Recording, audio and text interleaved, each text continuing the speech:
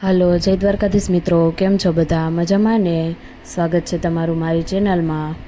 જો આજે આપણે બનાવવાનું છે ગલકાનું શાક. તો એના માટે આપણે આ ગલકા લઈ લીધા છે અને તેને એકદમ સરસ રીતે ધોઈ અને સાફ કરી લીધા છે. કારણ કે આપણે ગલકાને સુધારીએ પછી આપણે તેને ધોઈ ન શકીએ, તેમાં પાણી ચડી જાય, તો આપણે તેને પહેલેથી જ ધોવા પડે. એટલે આપણે તેને ધોઈ લીધા છે. તો હવે છાલ ઉતારી લઈએ. જો બધા ગલકાને આપણે છાલ ઉતારી લીધી છે.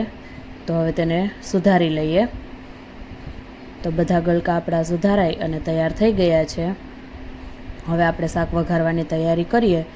તો તેલ ગરમ કરવા મૂકી દીધું છે. ગરમ થાય એટલે સૌથી પહેલાં તેમાં રાઈ ફૂટી જાય એટલે ત્યાર પછી આપણે જીરું એડ કરી દઈશું. પછી હિંગ એડ કરી દઈશું.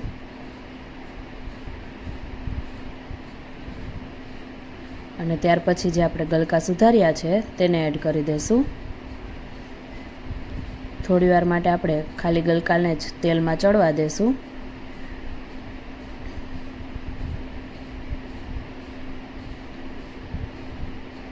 મેં લસણ એડ નથી કર્યું કારણ કે આપણે લસણવાળી ચટણી પાછળથી એડ કરવાની છે. જો તમારે લસણવાળી ચટણી એડ ના કરવી હોય તો તમારે તેલમાં જ લસણ એડ કરી દેવું. અને હવે આપણે સ્વાદ પ્રમાણે હળદર અને મીઠું એડ કરી અને ગલકાને ચડવા દેશું. આમ તો ગલકાને ચડતા વાર નથી લાગતી.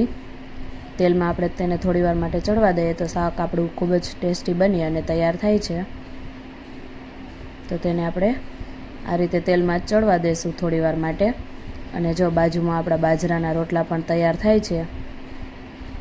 એકદમ મસ્ત ગલકાના શાક સાથે બાજરાના રોટલા બને છે.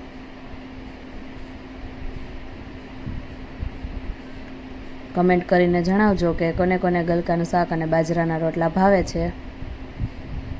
જો એકદમ ફૂલાઈને દડો થઈ ગયો છે આપણે બાજરાનો રોટલો અને મસ્ત બની અને તૈયાર થઈ ગયો છે. અને હવે શાક પણ આપણું અડધું ચડી ગયું છે. તો આપણે તેમાં ટમેટું એડ કરી દઈશું.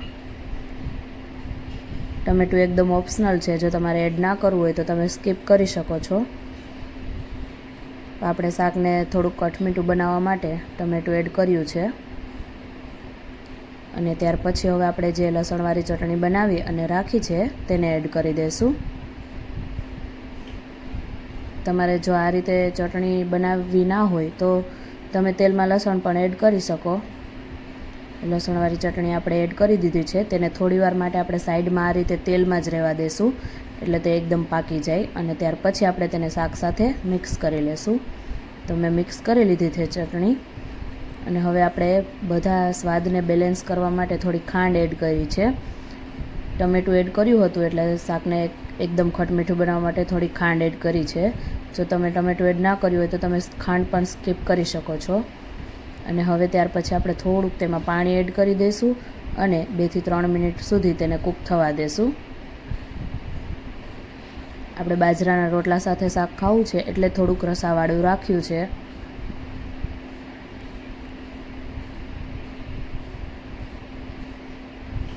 તો 2 થી 3 મિનિટ સુધી આપણે તેને કૂક થવા દીધું છે. તો હવે આપણું શાક બની અને તૈયાર થઈ ગયું છે. તો લાસ્ટમાં આપણે તેમાં ધાણા જીરું પાવડર એડ કરી દઈશું.